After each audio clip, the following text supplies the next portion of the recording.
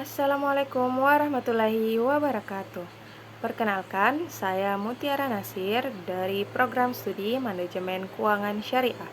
Membuat video ini untuk memenuhi tugas mata kuliah Sistem Pengendalian Manajemen. Jangan lupa nonton sampai akhir ya. Enjoy! Saya akan membahas chapter 3 tentang organisasi dan lingkungannya, di mana chapter 3 ini terdapat beberapa poin, yaitu tujuan organisasi, tata kelola perusahaan, dan CSR atau Corporate Social Responsibility. Poin pertama membahas tentang tujuan organisasi. Apa tujuan organisasi dan untuk siapa tujuan organisasi itu? Tidak mengherankan, jawabannya tergantung pada siapa yang Anda tanya. Namun, dalam ekonomi pasar, pada dasarnya ada dua pandangan utama. Yang pertama, pandangan pemegang saham, dan yang kedua, pandangan pemangku kepentingan. Menurut pandangan pemegang saham atau shareholder view, organisasi ada untuk memenuhi tujuan pemiliknya. Sementara pandangan pemangku kepentingan atau stakeholder view tidak membantah hal ini, tapi mereka juga mengklaim bahwa organisasi ada untuk memenuhi tujuan kelompok yang lebih luas, bukan hanya pemilik. Namun, tujuan pemilik sangat penting bagi organisasi. Dalam teori keuangan, tujuan pemilik organisasi bisnis biasanya dinyatakan sebagai tujuan yang tinggi profitabilitas dan rendah resiko. Ini berarti bahwa pemilik ingin mendapatkan kembali uang yang banyak atas investasi mereka, dan mereka ingin cukup yakin bahwa mereka akan mendapatkannya secara teratur. Untuk poin kedua membahas mengenai tata kelola perusahaan. Tata kelola perusahaan berkaitan dengan pandangan pemegang saham dan berkaitan dengan bagaimana pemilik dan perwakilan pemilik dari berbagai jenis bertindak untuk mempengaruhi organisasi agar bekerja demi kepentingan terbaik pemilik. Berikut ini adalah beberapa cara yang paling umum, di mana Dewan Direksi ditunjuk oleh pemilik perusahaan untuk mengatur organisasi.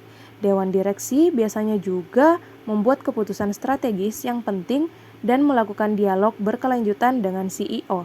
Selanjutnya ada Financial Reports, di mana perusahaan yang terdaftar di bursa harus menyampaikan laporan keuangan triwulan biasanya sesuai dengan standar akuntansi.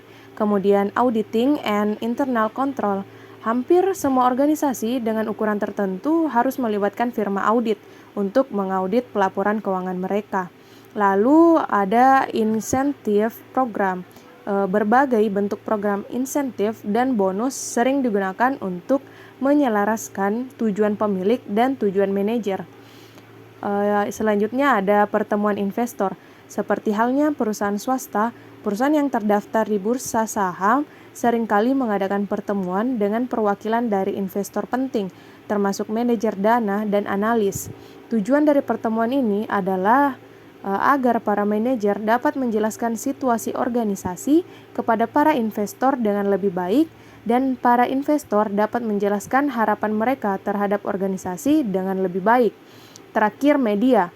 Perluasan jurnalisme bisnis merupakan salah satu bagian penting dalam kebangkitan kapitalisme finansial, karena memungkinkan para pemegang saham untuk mendapatkan informasi yang lebih baik mengenai perusahaan tempat mereka berinvestasi. Poin terakhir membahas mengenai CSR atau Corporate Social Responsibility. CSR adalah tentang kepedulian sukarela organisasi terhadap isu-isu sosial dan lingkungan. Banyak organisasi mulai bekerja secara sistematis dengan CSR untuk melindungi diri dari publisitas buruk. Selain itu, CSR tidak dianggap bertentangan dengan profitabilitas, melainkan dilihat sebagai prasyarat untuk menghasilkan keuntungan. Oleh karena itu, berdasarkan informasi, ada argumen kuat bahwa organisasi sebaiknya bekerja sama dengan CSR untuk menjaga citra positif dan menghindari publisitas negatif yang pada akhirnya dapat mendukung profitabilitas mereka. Itulah tadi pembahasan chapter 3 mengenai organisasi dan lingkungannya. Terima kasih sudah menonton.